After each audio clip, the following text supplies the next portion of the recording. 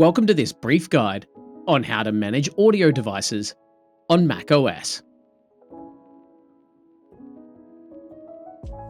macOS audio management has always been a little bit limited.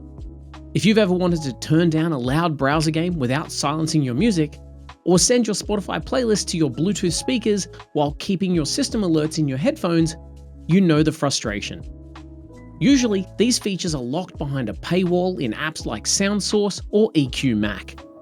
But today, we're looking at FineTune, a completely free, open source menu bar app that brings professional-grade audio routing and control to your Mac. To get started, we're heading over to the official GitHub repository for FineTune. Because this is FOSS, or free and open source software, the code is transparent and the app is completely free to use. Now, for the tech-savvy users, the recommended way to install this is through Homebrew. So if you have Homebrew set up, simply open up your terminal and type brew install cask FineTune. The cask command tells Homebrew that you're installing a full macOS application with a graphical interface rather than just a background tool. If you aren't a terminal user though, don't worry. Just scroll down the GitHub page until you see this link to the releases section. Click on the latest version, and at the time of recording, that's version 1.2. Under the Assets section, click on that DMG file to begin the download. Once it's finished, open that DMG and just like any other Mac app, drag the FineTune icon into your Applications folder. When you launch it for the first time, you'll see a small icon appear in your menu bar. This is your command center, and it's where you'll handle all your audio routing moving forward. Now, before we start routing individual apps, let's take a look at the top section of the FineTune interface. This area is dedicated to your hardware output devices. You'll see a list of every speaker or pair of headphones that's currently connected to your Mac. Notice those radio buttons on the left of each device name. By selecting one of these, you are setting that as your default system audio device. This is a much faster alternative to digging through the default macOS system settings. And to the right of each device, you have shortcut controls, a slider to adjust the hardware volume, and a speaker icon that acts as a quick mute toggle. This is incredibly useful for managing your hardware levels independently.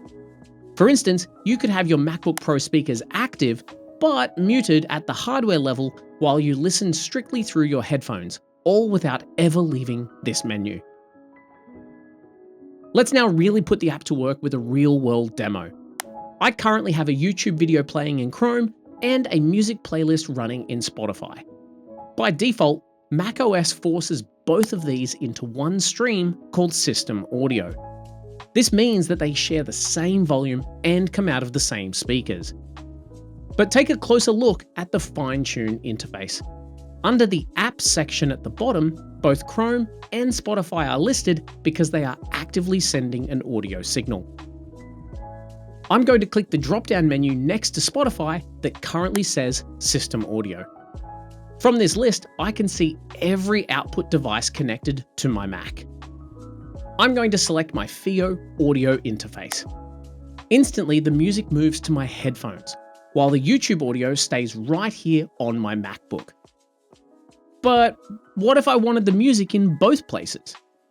Well, I can click on that same drop-down again and switch the toggle from single to multi. Now you can see that we have checkboxes appearing next to every device. So I'm going to check MacBook Pro speakers and FiO K9 Pro. Now my music is playing perfectly in sync across both devices, giving me a makeshift multi-room setup with just a couple of clicks. Now, while we're looking at this app list, let's talk about digital gain. The sliders next to each app allow you to adjust the loudness of the software itself before it reaches your speakers. If I find that my music is overpowering my YouTube video, I don't have to choose one or the other. I can simply slide the Spotify bar down to around about 30% and keep Chrome at 100%. This gives you a balanced soundstage that isn't really possible with the standard Mac volume keys. Now, if the audio quality isn't quite right though, FineTune also includes a built-in 10-band equalizer. Simply click on that small icon that looks like vertical sliders next to an app's volume. An EQ allows you to then increase or decrease specific frequency bands. The sliders on the left represent the bass or the low end, the middle handles the mids where most human voices live, and the right-hand side handles the treble or the high end. But if you don't want to tune this all manually yourself, don't worry, click the preset drop-down. You can quickly select bass boost for your music, or maybe switch to vocal clarity to make the dialogue in a video much crisper. Now, let's shift our focus back to the top of the interface and click on that little microphone icon. This brand new section is a fantastic quick access hub for your input devices. So if you're someone who uses an external USB or XLR microphone or a headset for calls, you know that macOS doesn't always pick the right one by default, leading to that awkward "can you hear me" moment at the start of every meeting. In this tab, you can see a list of every available microphone. By clicking the radio button next to a device, you're basically setting that as your system default input device. This ensures that apps like Zoom, Teams, or Discord will use the correct hardware without you having to dig through their individual settings menus. Now, we've all come across that one video or podcast that was recorded so quietly that even with your Mac at 100%, you can barely hear it. FineTune has a built-in solution called Volume Boost. To set this up, click the gear icon to enter the settings. Find the max volume boost slider. I recommend setting this to 200% as a safe baseline, although you can go all the way up to 400%. Once that's set, let's go back to our app list. You'll notice that the sliders allow you to drag well past the 100% original mark. This is digital amplification, essentially forcing the software to be louder. However, you should be careful not to push this too far, or you may experience clipping. Clipping happens when the audio signal gets pushed beyond what the hardware can reasonably handle, resulting in a distorted, crackling sound. So use the boost sparingly to find that sweet spot of extra volume without losing clarity.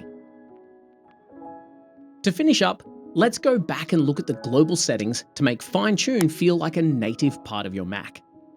The most important toggle here is Launch at Login. You definitely want this turned on so that all of your custom EQs, microphone selections, and audio routings are restored automatically every time you restart your computer. You can also customize the app's aesthetic.